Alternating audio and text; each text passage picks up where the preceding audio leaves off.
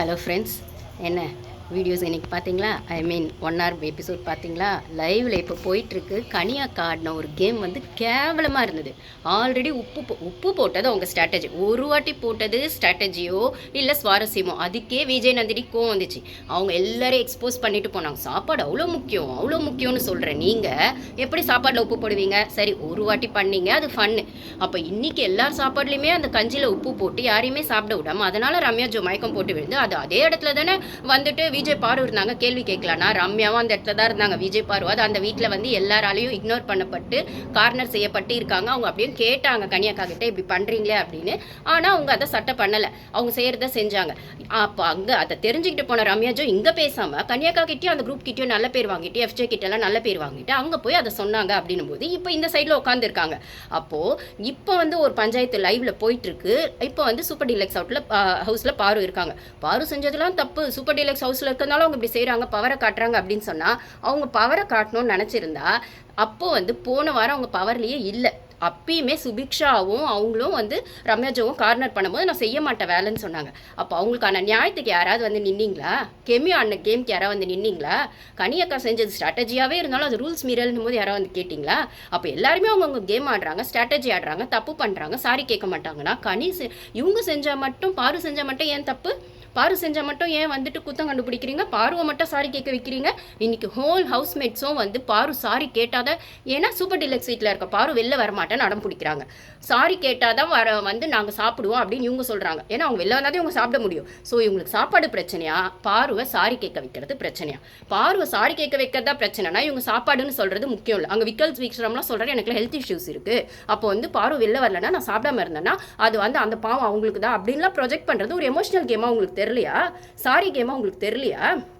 அப்போ அந்த sorry game நான் ப்ளே பண்ண மாட்டேன் அப்படின்னு பாரு ஸ்ட்ராங்காக நிற்கிறாங்க. அப்போ எல்லாரும் வந்து இப்போ உன்னால் இத்தனை பேர் சாப்பிடல அப்படின்னும் போது வெளில நீ தப்பாக ப்ரொஜெக்ட் ஆக அப்படின்னு பிரவீன் சொல்கிறாரு, கமருதீன் சொல்கிறார். அதை ரிஜிஸ்டர் பண்ணுறாங்க. பிரவீன் காந்தி எப்படி மாயான் ரிஜிஸ்டர் பண்ணாரோ அந்த மாதிரி ரிஜிஸ்டர் பண்ணுறாங்களாமா.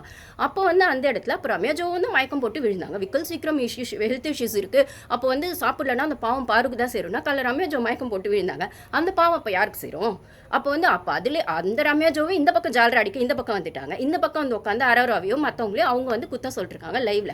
அவங்க ஒரு கேம் ஒன்று ஆடுறாங்க ரம்யாஜோ. அப்போ கன்னிங்காக ஆடுறவங்க மட்டும்தான் அந்த வீட்டில் நியாயம் அப்படின்னா சொசைட்டிலையும் அதுதான் நியாயம் நீங்கள் சோஷியல் மெசேஜ் சொல்ல வரீங்களான்னு விஜய் டிவியை கேட்க வேண்டியதாக இருக்குது.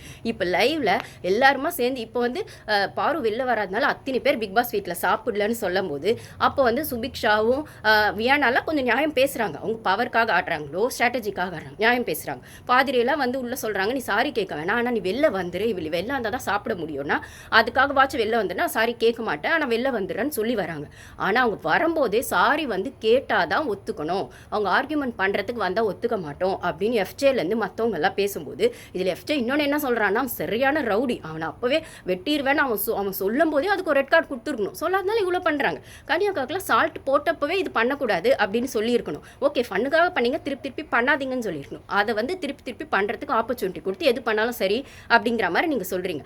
அப்போ வந்துட்டு பாரு வெளில வராங்கன்னு தெரிஞ்சுட்டு எஃப்ஜே என்ன பண்ணுறான்னா, அந்த கார்டன் ஏரியாவில் எல்லாரும் பிக் பாஸ் வீட்டு ஆளுங்க உட்காந்து யாரும் வந்துட்டு நிற்கக்கூடாது, எல்லாரும் உட்காரணும். பாரு தான் நின்று பேசணும்னா என்ன பாரு குற்றவாளியா? நீங்களாம் ரொம்ப நல்லவங்களா? அப்போ பாரு வந்தோடனே ஒன்று, ஆனால் பாருக்கு ஒன்று ஹேட்ஸ் ஆஃப் பண்ணணும். அவங்க எந்த விதமான வார்த்தைங்களையும் தப்பாக விடுறதில்லை, கோவத்துலையுமே இவனுங்க மாதிரி எகுறதில்லை, தப்பாக வார்த்தைங்களை விடுறதில்லை. அவங்களோட பிஹேவியர்லேயே எல்லாத்தையும் காட்டுறாங்க. அந்த கிச்சனில் உட்காந்தது, அந்த மேடை மேலே உட்காந்ததுலாம் வரல, எபிசோடில் வரல, அதெல்லாம் நடந்துச்சு. அதுக்கெல்லாம் பின்னாடியும் எஃப்ஜே தான் இருக்கான், கனியாக்கா கன்னிங் தான் இருக்குது. எல்லோரும் சில்லாவளி பண்ணுறவங்களாம் சைலண்ட்டாக பண்ணுறாங்க. நான் தான் சொல்கிறேன், இந்த கேமை பொறுத்த வரைக்கும் சில்லாவளி பண்ணுறவங்களாம் சைலண்ட்டாக பண்ணுவாங்க. வெளில தப்பாக தெரிகிறவங்க தப்பாக மட்டும் தான் தெரிவாங்கன்னா அதுக்குள்ளே இருக்க இன்டென்ஷனை தான் பார்க்கணுமே தவிர வெறும் பிஹேவியரும் இருக்கிற விஷயங்களும் வச்சு பேச முடியாதுன்னா அப்சர்வேஷன் இஸ் த கீ அப்படிங்கிறது தான் இந்த சீசனோட விஷயங்கள். அப்போ வந்து விஜய் டிவி இப்போது ஒரு வீடு ஃபுல்லாக சேர்ந்து ஒரு பொண்ணுக்கு எதிராக இருக்குன்னா, சூப்பர் டீலக்ஸ் வீடோ பிக் பாஸ் வீடோ இருக்குன்னா அப்போ அந்த பொண்ணுக்கான நியாயம் அங்கே எடுப்படாதா? சுற்றி இருக்கவங்க ஜாலரா கூட்டம் தான் எடுப்படுமா? ஆட்டு மந்தைங்களா இருக்கிறவங்களோட கூட்டம் தான் எடுப்படுமா? ஏன் வீக்கெண்ட் எபிசோடில் அதைத்தானே பண்ணாங்க?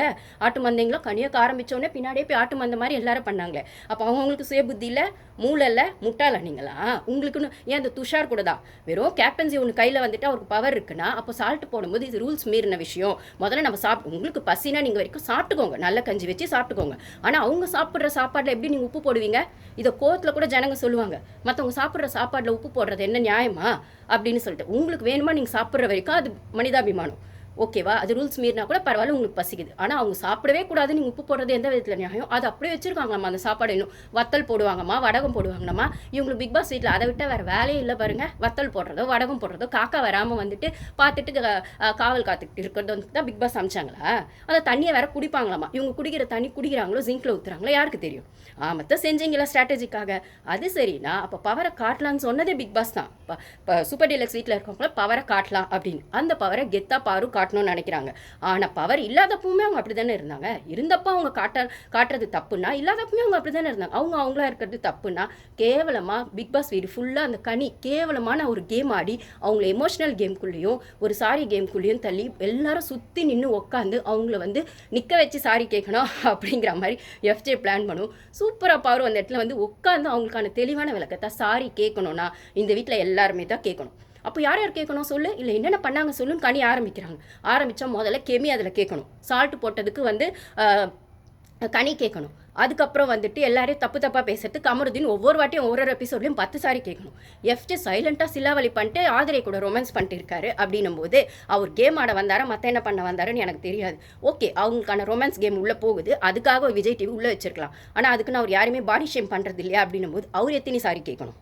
எத்தனை பேர் எத்தனை சாரி அந்த வீட்டில் கேட்கணும்? அந்த என்னது வாயை திறந்து நாக்க திருப்பி போட்டு 1000 சாரி கேட்கலான்வாங்க. அதை கூட இவங்க கேட்குறாங்களா என்ன? ஆனால் பார்வை மட்டும் கேட்க வைக்கிறது என்ன ஒரு கேவலமான கேம். இதுதான் லைவ்ல போயிட்டுருக்கு கைஸ். தேங்க்யூ.